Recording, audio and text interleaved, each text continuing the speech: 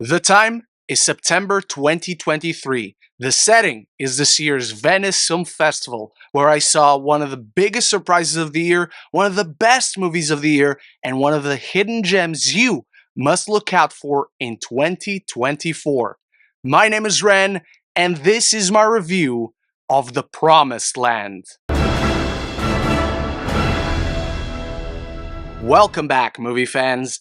Thank you for joining me in a review you have been waiting for 4 months. It didn't help that I kept hyping up this movie, and also we all go a little bit mad for Mads, who takes us back to 1755 Denmark as an impoverished war captain sets out to tame the vast, uninhabitable Danish heath. But the beautiful yet forbidding area exists under the rule of the merciless Frederik de Schinkel, who swears vengeance, bringing about a confrontation as violent and intense as the land both men seek to conquer. And I promise you, I have been hyping this movie up for a reason. Because I love westerns, I love underdog stories, and I love revenge tales. The Promised Land is all these things combined, and on the surface, it is also a story we have seen many times before, told in many different ways.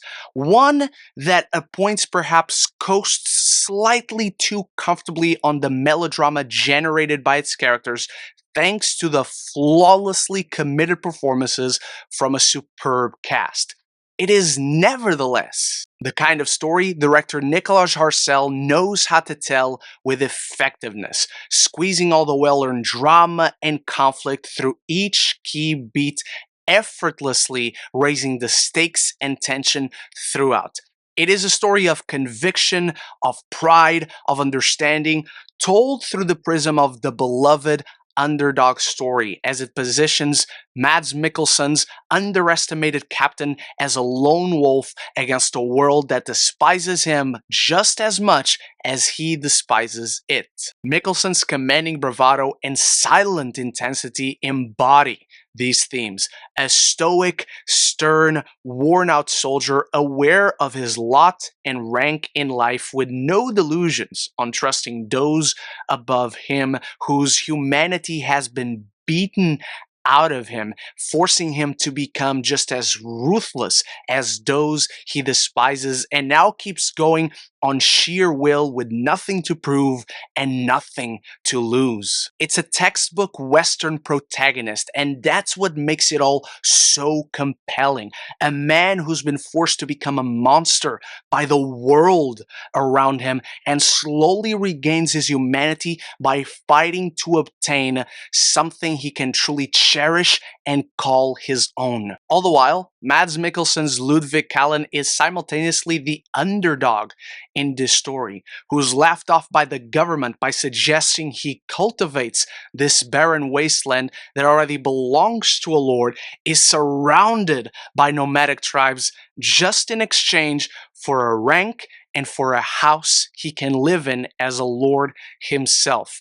In one of these nomadic tribes, a young girl by the name of Anmai Mush, who turns out to be the heart at the core of this story, takes a liking to Kahlen and the food he provides, repeatedly attempting to win over his endearment. And from here, a mental chess game only the Schinkel is interested in playing begins. From here, the ruthless, robust tale of a man versus the system which consistently seeks to undermine his efforts and lavish in the spoil of his labors truly takes shape. One which sees as much violence and brutality as it does scale and scope. The harsh, vast landscape is absolutely engrossing. One cannot help but feel the heat over Mads Mikkelsen's head as he works the field, or the frost that shakes his bones as he attempts to save endangered crops. And one cannot help but be captivated by Kahlen's relentless pursuits, as well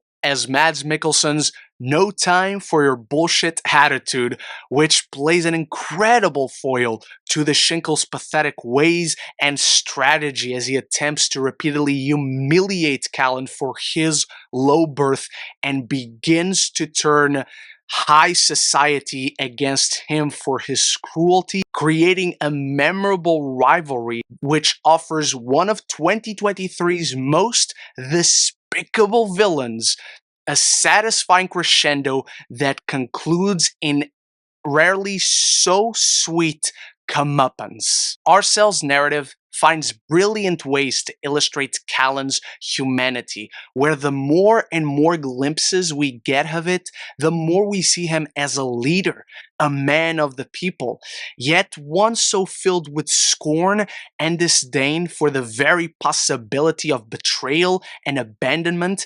It allows for genuine emotion to shine through his rocky surface and eventually forces him to re-examine his goals and pursuits. And Mads Mikkelsen plays into this nuance magnificently. I am not joking when I tell you this is one of my favorite Mads Mikkelsen performances, one that showcases vulnerability in a man as a strength to be rewarded and not a weakness to be punished. Nicolas Arcel has crafted an epic neo-western as big in scale as it is earnest in emotion. Familiar on the surface, but a nevertheless compelling tale that surprises with its fantastic characterizations, unforgiving scope and brutality, and examination on morality, creating a riveting and sneakily emotional story of a man who had nothing to lose, whose effort built him an earnest life he doesn't believe himself worthy of. Utterly compelling and one of the biggest surprises of the year. It finally has distribution in the States and in the UK, so please keep your eyes out for this one.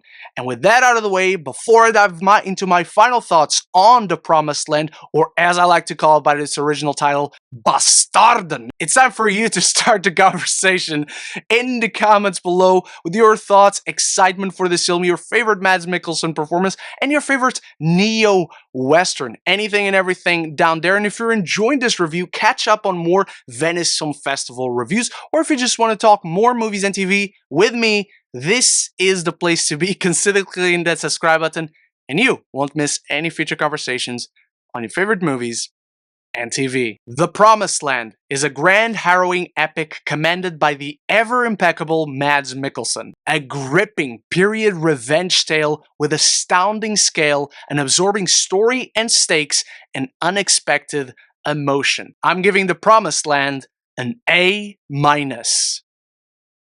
Thank you so much for watching, Film Family. So happy to finally have this one out there. Make sure to start the conversation about The Promised Land in the comments below, and big shout out to my channel members for always supporting the channel. I'll be back very soon with reviews for Aquaman and the Lost Kingdom, The Iron Claw, and all the end of year list videos, which are always very excited to make. So until the next one, love each other and love the movies.